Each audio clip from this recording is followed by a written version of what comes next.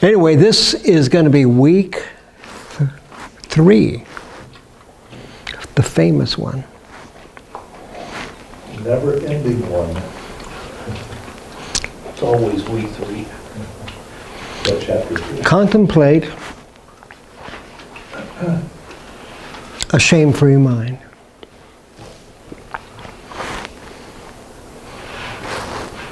Shame, a conscience is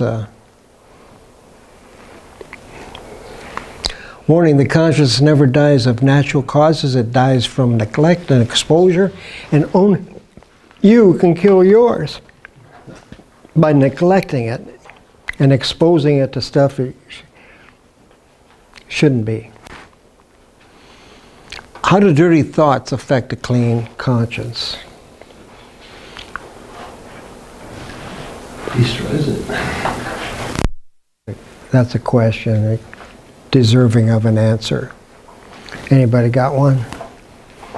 What does it do? What do dirty thoughts do to a clean conscience? It ruins it. Well, conscience, what is that word? Is con is inner knowledge. Inner knowledge, that's your conscience is. How do you plan to clear, resurrect, and strengthen your conscience?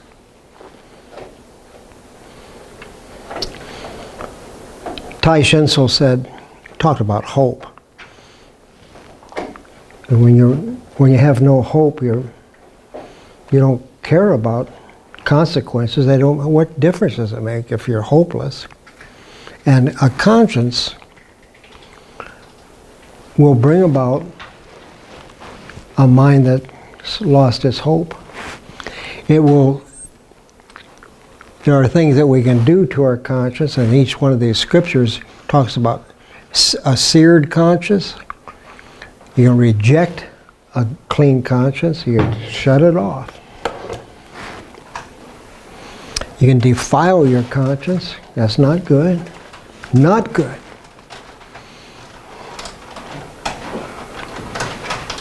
Or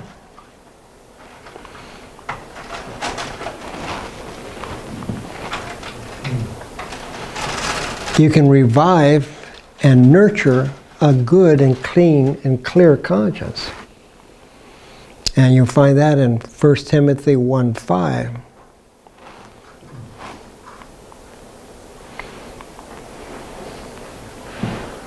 Can you read that? Yeah. What happens to our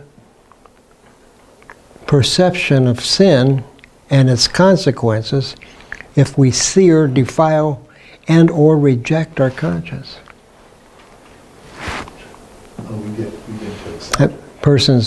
Our hope for real freedom is severely diminished. That's what Ty was talking about. When you lose your hope, consequences don't mean anything. Other sins spawned by porn, and these things came up out of when I was being told that the church had a whole lot more problems than just pornography. And I said, oh, that's interesting, because pornography brings out of control lust, which brings all of those things. Those sins are prevalent in the church today, and a lot of them can be traced back to pornography. Child sexual abuse, human trafficking,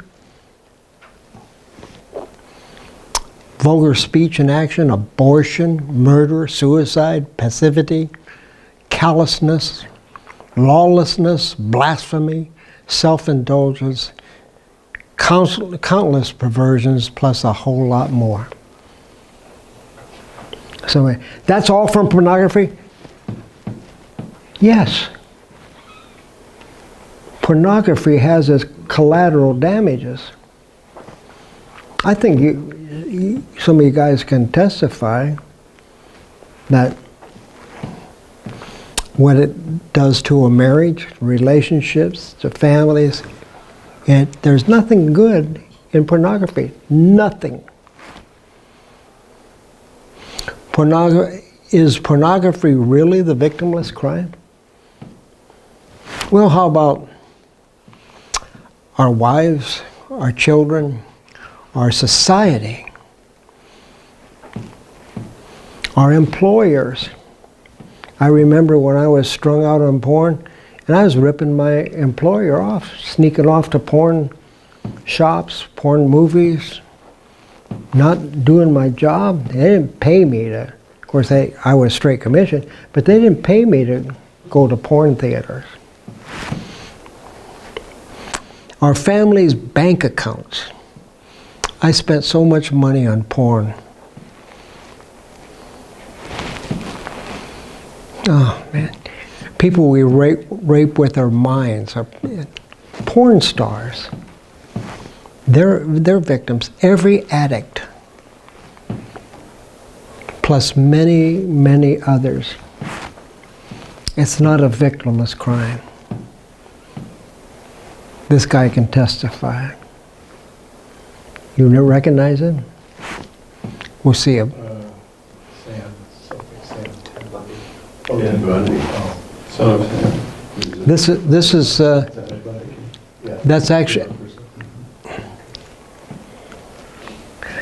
that's actually a quote from his interview, which we're going to watch.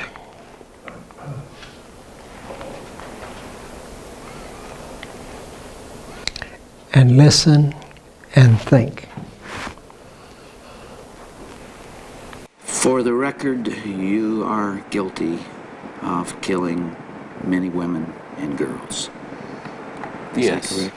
Yes, that's true. Ted, how did it happen? Take me back. What are the antecedents of the behavior that we've seen? So much grief, so much sorrow, so much pain for so many people. Where did it start? How did this moment come about? I grew up in a wonderful home with two dedicated and loving parents, one of 5 brothers and sisters. But as a young boy, and I mean a boy of 12 or 13, certainly, that I encountered outside the home again, in the local grocery store, or the local drugstore, the softcore pornography, what people call softcore. But as I think I explained to you last night, Dr. Dobson, in an anecdote, that as young boys do, we explored the back roads and sideways and byways of our neighborhood, and oftentimes people would dump the garbage and whatever they were cleaning out of their house, and from time to time we'd come across pornographic books of a harder nature than more graphic, you might say, more explicit nature than we would encounter, let's say, in your local grocery store. My experience with, I'd say, pornography generally, but with pornography that deals on a violent level with the sexuality, is that once you become addicted to it, and I look at this as a kind of addiction, like other kinds of addiction, I would keep looking for more potent, more explicit, more graphic kinds of material.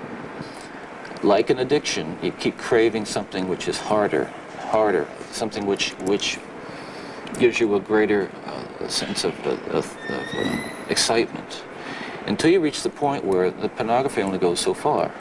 You reach that jumping off point where you begin to wonder if maybe actually doing it will give you that which is beyond just reading about it or looking at it. Ted, after you committed your first murder, what was the emotional effect on you? What happened in the days after that? It was like coming out of some kind of horrible trance or dream. I can only liken it to after, I don't want to over-dramatize it, but to have been possessed by something so awful and so alien, and then the next morning wake up from it, remember what happened and realize that basically, I mean, in the eyes of the law, certainly in the eyes of God, you're responsible to wake up in the morning and realize what I had done, and with a clear mind and all my essential moral and ethical feelings intact at that moment. Absolutely horrified that I was capable of doing something like that. You really hadn't known that before? Basically, I was a normal person. I wasn't some guy hanging out at bars or a bum, or I wasn't a pervert in the sense that, you know, people look at somebody and say, I know there's something wrong with him, and just tell.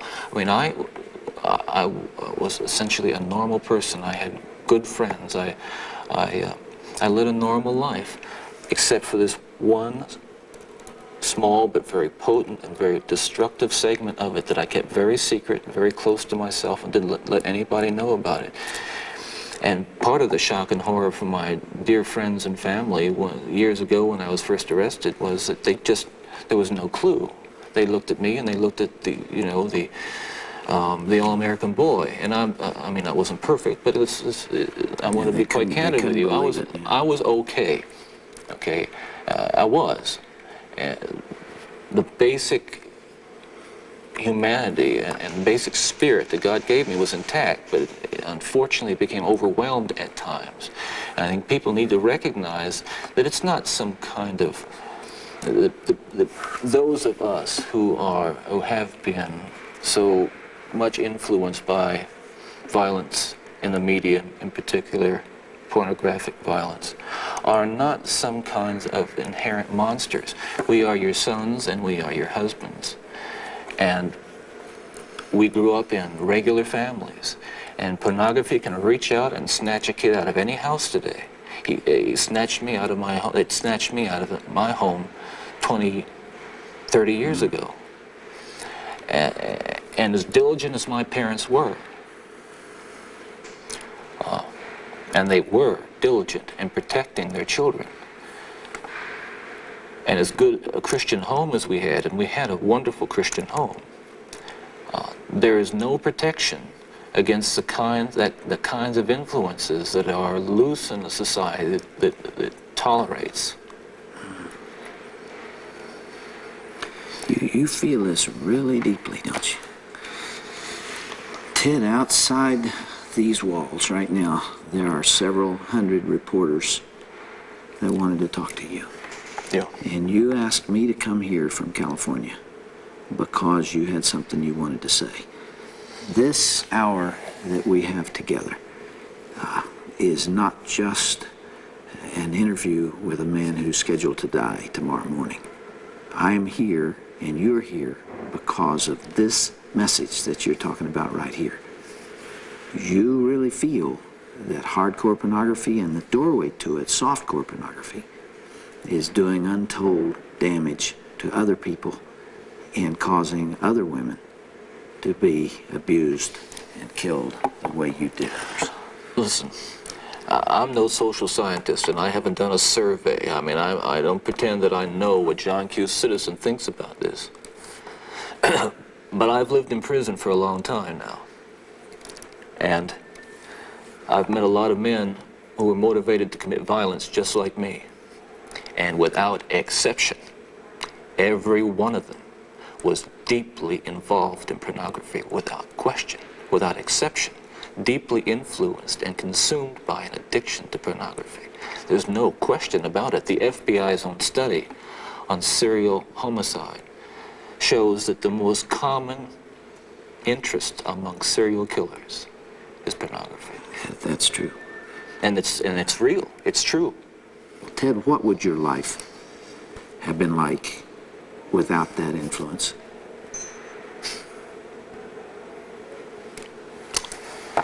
You can only speculate. Yeah. Well, I know it would have been far better, not just for me, and it's, excuse me for being so self-centered here.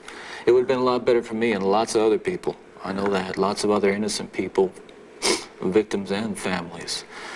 it would have been a lot better. There's no question, but it would have been a fuller life. Certainly a life that would not have involved, I'm absolutely certain, would not have involved this kind of violence that I have committed. Well, there's a question. I had a psychologist, prison psychologist, said victims. They're like these guys that are perpetrating crime are victims. What do you think?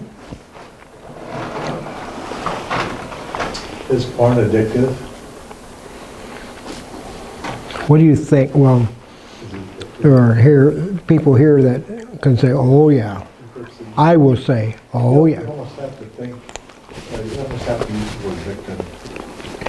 I think you have to use the word victim. I don't remember how your lesson goes on that. Just step out on that. If porn is addictive, which means you have no control, maybe, although Chris talks about control. But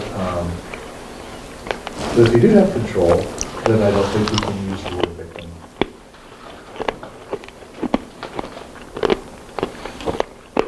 This gal had the audacity to say, I saw porn when I was younger. It didn't. I'm not addicted. Well, not everybody who has seen porn gets hooked on it. And a lot of women, because it doesn't do anything for them. But I'll say again, she had the audacity to say that. Excuse me? Where do you get this great wisdom? I've been doing this for a long time with a lot of guys.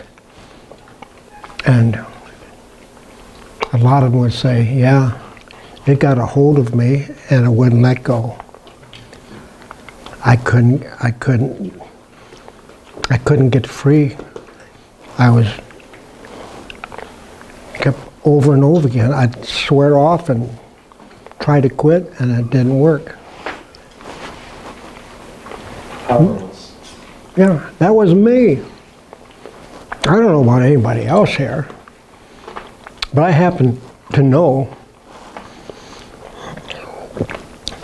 guys that have, in fact, testified right here that they're here because they got caught and they needed help. Their wives pretty much wrote them off. It's over with. Yeah, I think Bundy was a victim among victims. Actually, I wrote that in my little book. What happened to his conscience? It became seared. I think the same thing's happening today with, like, violent acts. That's why you see the school shootings and stuff like that. It's just, it's a different avenue. Theirs is more into violence and things. Well, this was violence but it was of a sexual nature. Well, Basically the only difference. yeah, I mean, the first magazines he saw were like detective magazines. They weren't even, I mean, there were violent crimes. They were talking about rape but the women weren't total undressed, but they're having their clothes torn off and stuff like that. The detective magazines, and that got a hold of him. At first, he was repulsed by it. Then he was hooked. I can say that there are different things that tripped my trigger many years ago. That, man, it's just the same thing. This is what it's talking about. First encounter with pornography continue to influence your fantasies even now? Pornography addiction isolates us in fantasy worlds of shame and deceit. that second world. Shame is what keeps guys from coming here, which is just the flip side of pride. But deceit, they keep lying. They'll lie and lie and lie, try to deny it, but it's there, I'm sorry. It blinds us to real beauty. Porn is not real. It's counterfeit. It blocks the flow of authentic love. There's a lot of difference between love and lust. It nullifies genuine spiritual growth. It reverses mind renewal and it obliterates God's image in us. It steals our joy and our freedom. Those guys look familiar? It destroys our hope to where consequences lose their dread. I got that from Tai Shinzel. I might have been here. He used to do the young people's church service downstairs years ago. They had it downstairs. And if you're out of hope, what difference does your consequences? It doesn't make any difference. I'm hopeless anyway. It diminishes our faith by multiplying our shame, and it keeps us from fulfilling our roles as leaders at church as well as at home. It brings the wrong fear of God, causing us to draw away from Him rather than near to Him. It replaces Christ with lust as the rule of our lives. It's a slow form of suicide.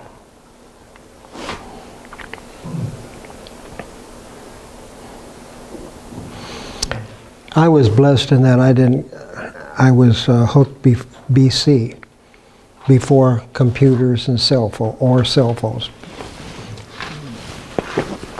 Now it's so prevalent. You know, I've said it before, you don't have to look for it, it'll find you.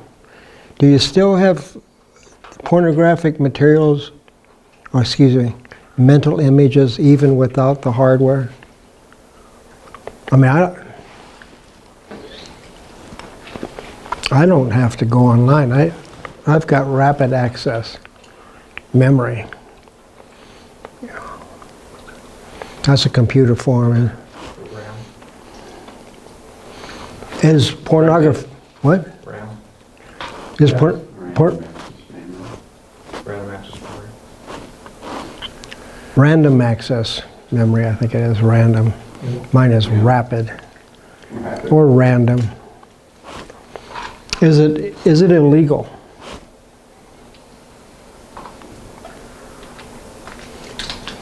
Actually, it's not. But obscenity is illegal. Certain forms of pornography, kiddie porn is illegal. Obscenity, but who decides what's obscene, what's not? If porn had been illegal, Dr. Dobson asks this of Bundy, unavailable, how might this have changed your life? If I had never been exposed, I would never got hooked, but I was exposed. And I can remember today where I first saw those pictures, what they were.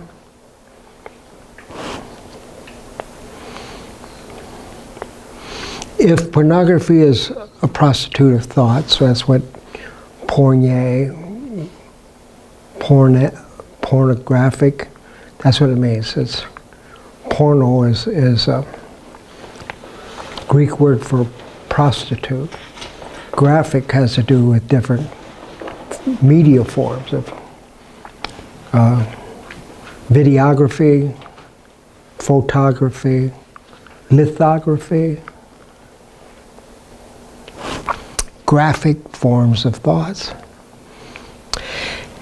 What kind of a relationship do you have with this whore?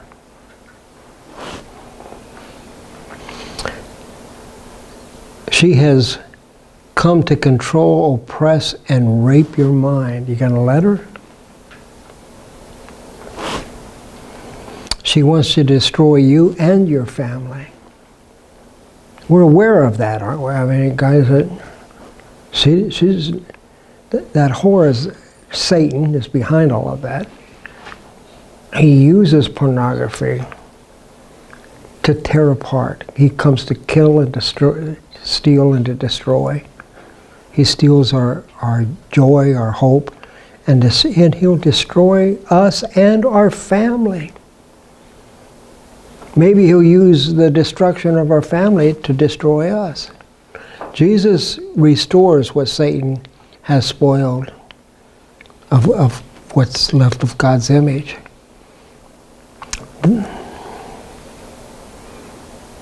Jesus came to bring us life to the full. What does that mean to you?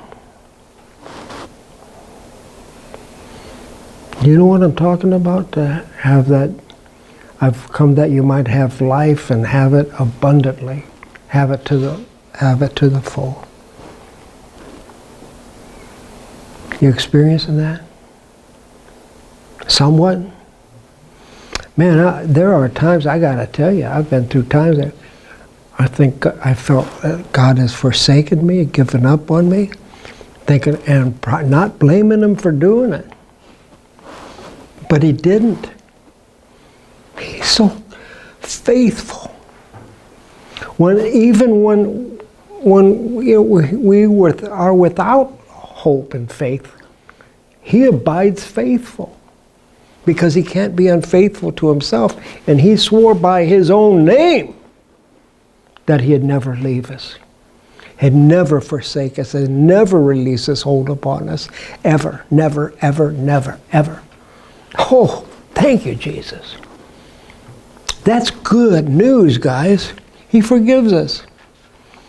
He's a chain breaker. Sinful pleasures are short-lived. They are. They end up in death and will not be fulfilled in heaven or in hell. Think, well, I'm going to go to hell with all my friends and we'll party, man. There ain't no party in hell. Party's in heaven.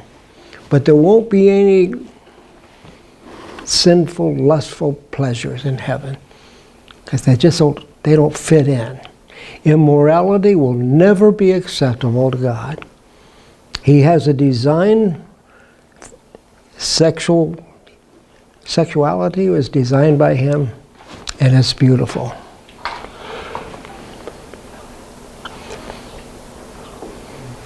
Surrendering to porn brings defeat and bondage. Surrendering to Christ makes us free. It's a whole lot different results from a similar word. Give me liberty, give me death. Just like Patrick Henry, we got to be willing to die for the liberty that Christ brings us. And he brings it through our death. We die with Christ through crucifixion. He was crucified for us in our place. He's our vicarious. He is our vicarious warrior and savior. He died in our place. So if we were in him, we're dead. Have you been born again? Do you know that your old life is dead and it's gone? Crucified with Christ? You want to be a new creation? Well, something has to happen to the old creation. You can't have two lives. So the one has to be crucified and buried with Christ through baptism and raised up to the newness of life in Jesus Christ. Oh, wow. That's good stuff, guys. He doesn't just give us, I said it in the book somewhere, I might say it here. He doesn't just give us a second chance. He gives us a second Genesis. New creations. Do you know that Christ lives in you right now? Do you? Do you know do you love Jesus more than smut, sex, and yourself? That's a good question.